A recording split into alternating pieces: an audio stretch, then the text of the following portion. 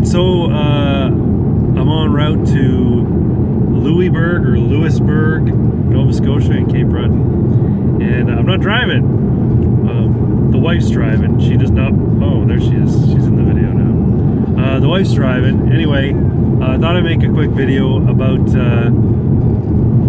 something that we saw in Halifax yesterday. We went to the Canadian Immigration Museum at Pier 21, which is I don't know. It's a little bit off the beaten path from all the touristy areas down on the waterfront. So it was late in the day, so maybe that kind of colored my whole perception of it. But we went out there, and of course it's the Canadian government that's put this museum together, and it's very pro-immigration.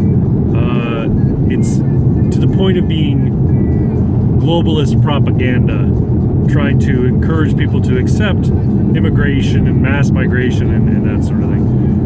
At least that was my take on it, and maybe it's because I'm sort of immersed in that whole discussion with the stuff I read online and see on videos online. It was one of these interactive type of museums where they have like little plaques where they say, you know, myth versus fact, right? So, you know, basically the myth is immigrants are bad. Fact, actually immigrants are really good, you know, that kind of thing. But it was, I mean, of course, a little bit more detailed than that, but that was the gist of it.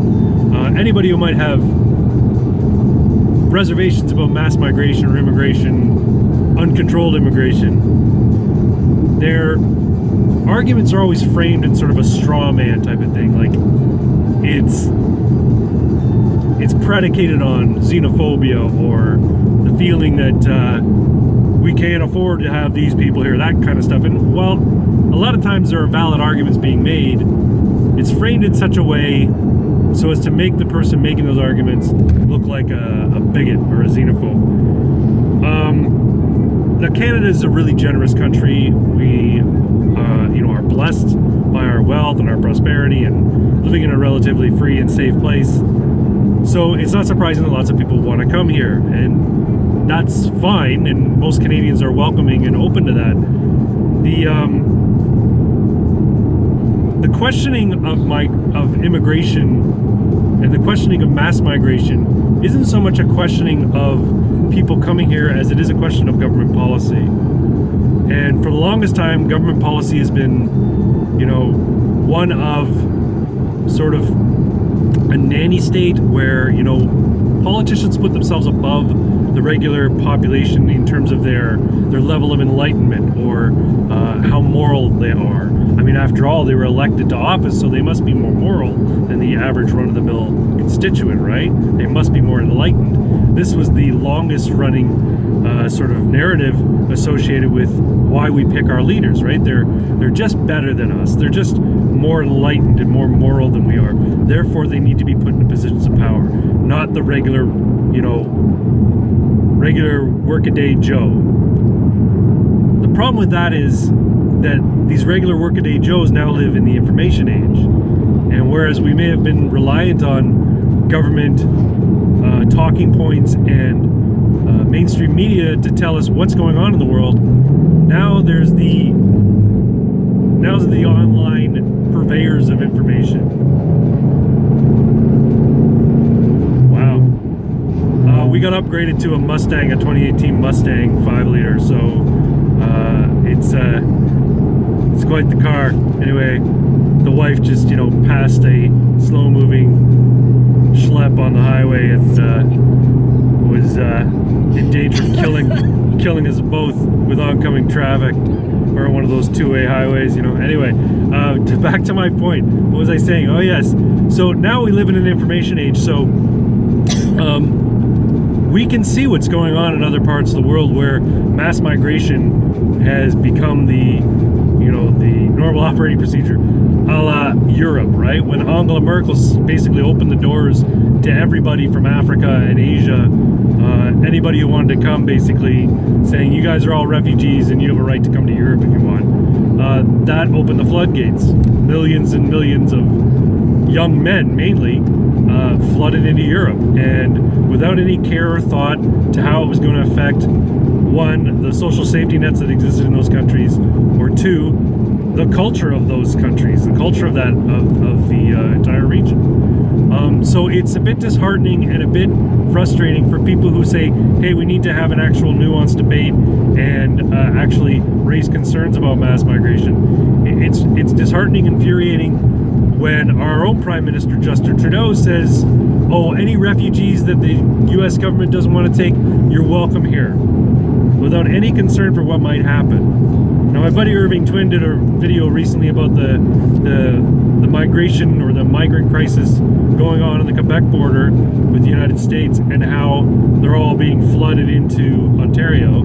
I'm not going to get into a regional debate about it. My issue is with heads of government basically saying, we don't care what people think, this is what we're doing. And it's a position of arrogance, right? It's this idea that they're better than us and therefore they can decide for us what's going to happen to our countries and our communities. And the point is that it's not a concern over masses of people. It's concern over people with completely disparate cultures coming into the country, who we can't properly vet in a lot of cases. The debate going on with the United States with their so-called Muslim ban is that these countries that have been put on this list that are part of this ban, they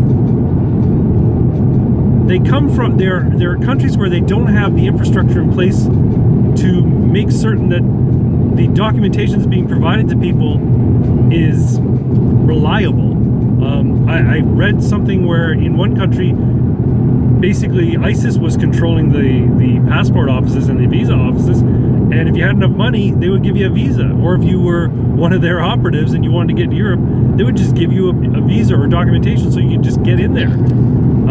That's not safe, especially considering that we're living in a time now where there is one particular political and religious ideology that has point blank stated that it will not get along with other cultures, that it doesn't consider itself equal to other cultures or other religions.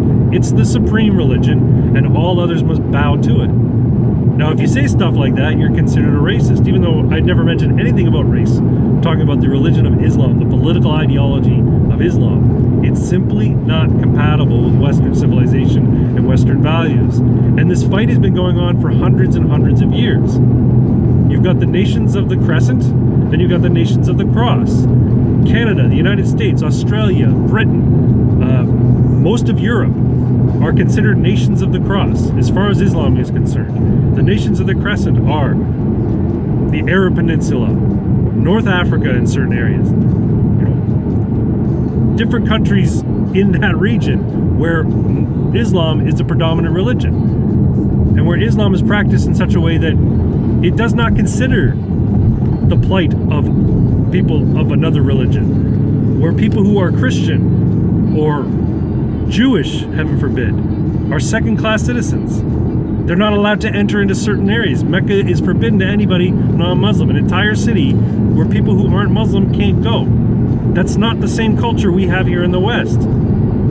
So we don't have any areas in the West where only Christians are allowed to go to.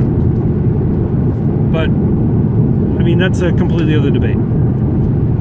I guess the issue with the immigration, as it was framed at this museum, was that if you don't agree with mass migration, this was my takeaway anyway, if you don't agree with mass migration, you're bad. Mass migration is good and everybody's good, and don't ever consider that there might be some bad people out there who want to come to a country and cause trouble. One of the interesting exhibits was one of the interactive ones.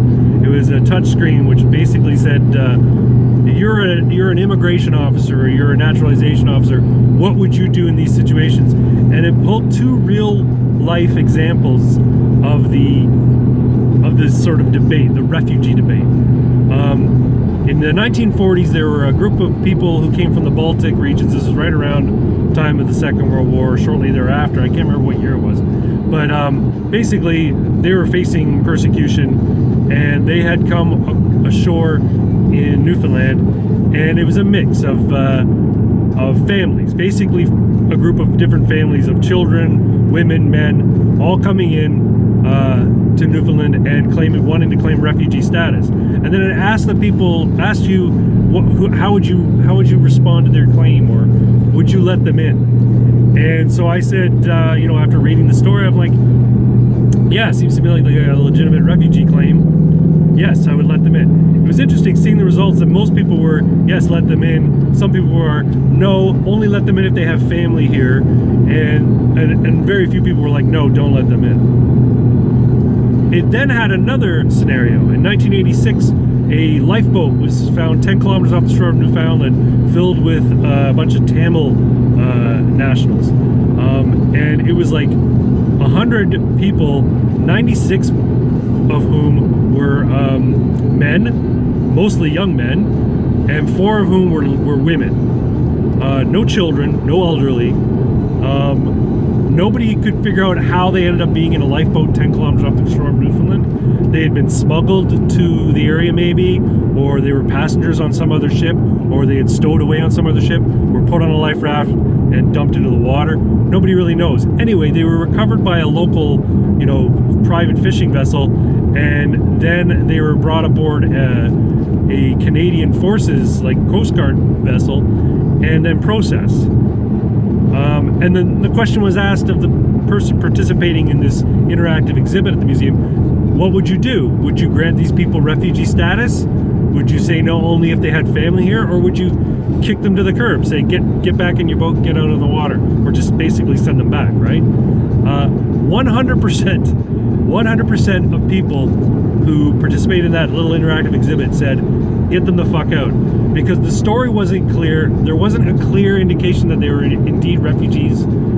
They might have been economic migrants, as the term is used. People who just wanted to come to Canada for a better life, which is their right. But there are thousands and thousands of people who want to do that and are doing it through legal channels. So, interesting to see. But overall, the exhibits at the museum were just, they were propagandistic, I guess, if that's a word. They were like propaganda, basically trying to put it in people's heads that you don't have a right here living in the West with your privilege and your all the blessings that you have. You don't have a right to say to people who want to come here that they shouldn't be coming here. It was an attempt to make people feel guilty about having reservations about immigration or questions and concerns about immigration policy that the government puts in place.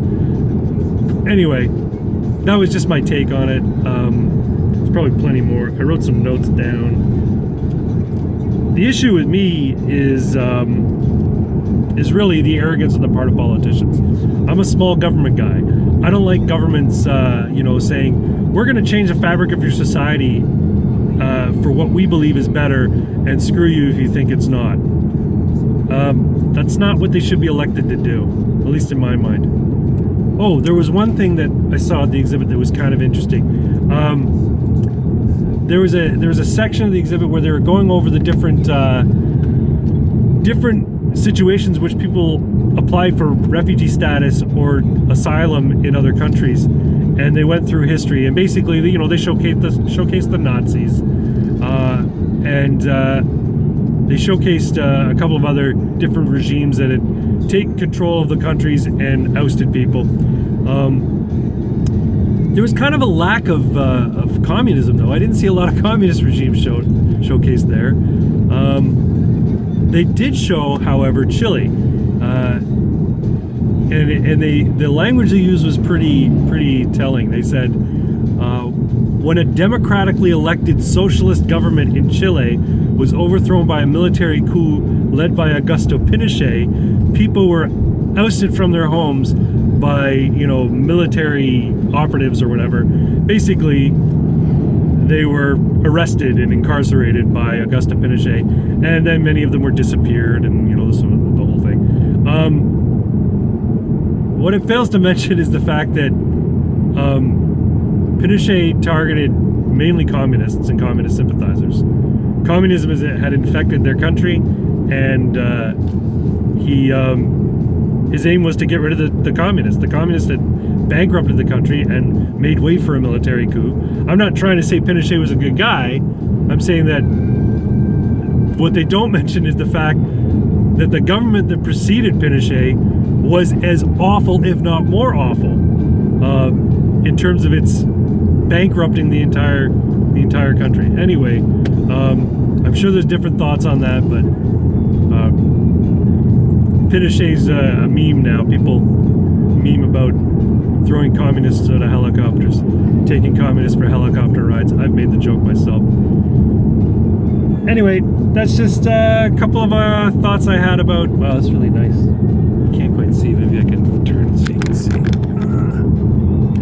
Can't really see. Just some thoughts and ideas about what I saw at the Immigration Museum in Halifax. Would you like to say anything? No, she doesn't want to say anything. Anyway, thanks very much. I'll talk to y'all later.